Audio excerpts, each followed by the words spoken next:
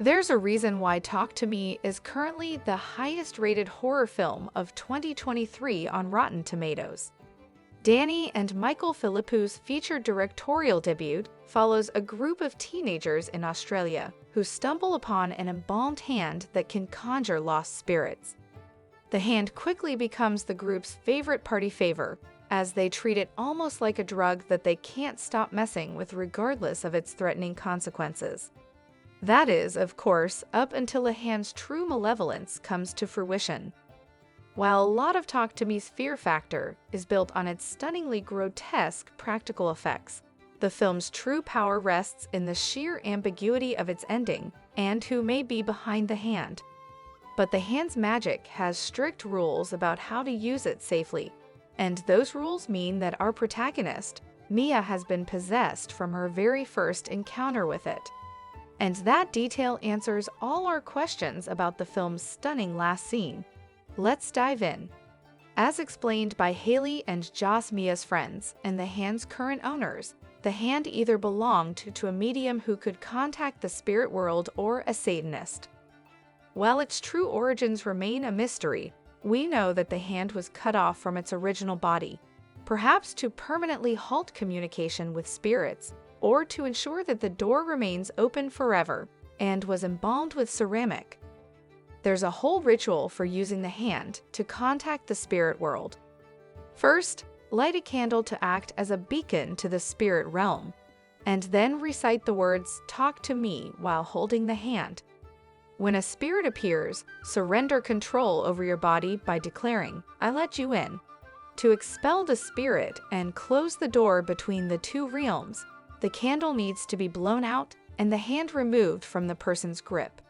If a person dies while a spirit is still within them, then they'll join the spirit in that purgatorial realm and forever wander in the dark with other lost souls. There's another rule, and it's a big one. You must end the ritual within 90 seconds, or else.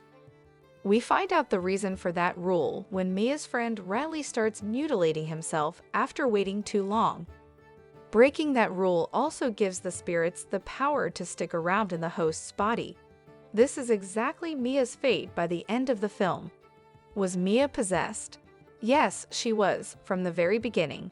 When Mia first conjures a spirit with the hand, you'll remember that the spirit she lets in immediately takes a liking to Riley. The spirit mentions that they want him and warns him to run. After that, Mia starts seeing spirits around her, even when she's not holding the hand. This is a major hint that the spirit never left, and while she does seem to finish the ritual, it's entirely possible that it went over the allotted time, and a sneaky spirit simply latched on to an already vulnerable person.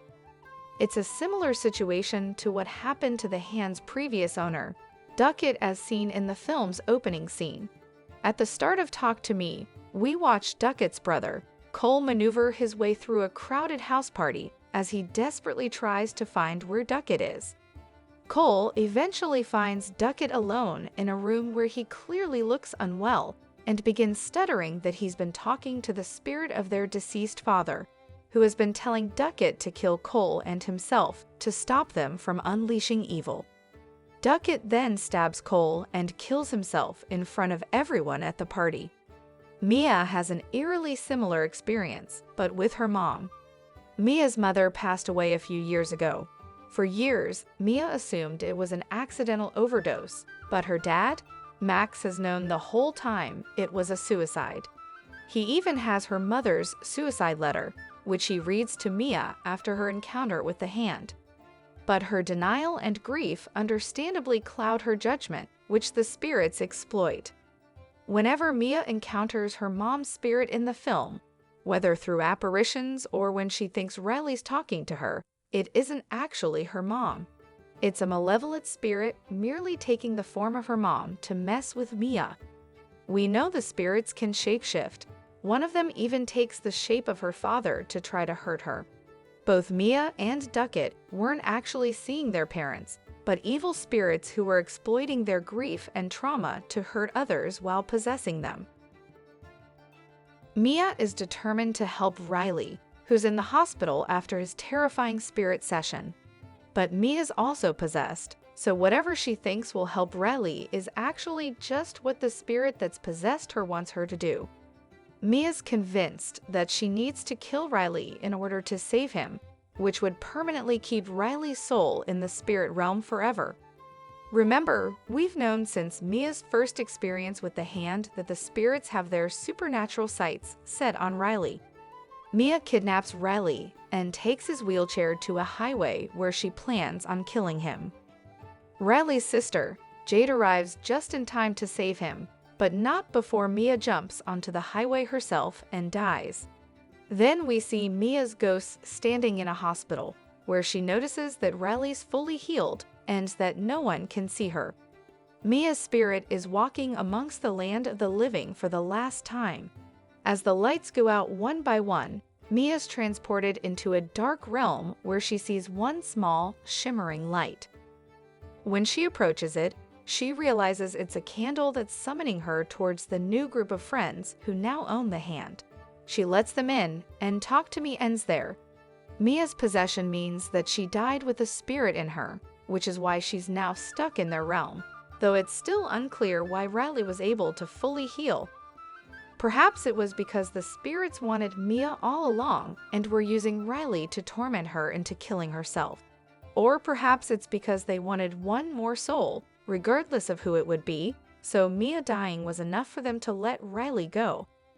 Whatever the reason, we can assume from Mia's death that all souls wandering in Talk to Me's dark purgatory were previously people who either owned or messed with the hand, which is especially terrifying when we remember just how many spirits Mia's small group of friends were able to conjure by themselves.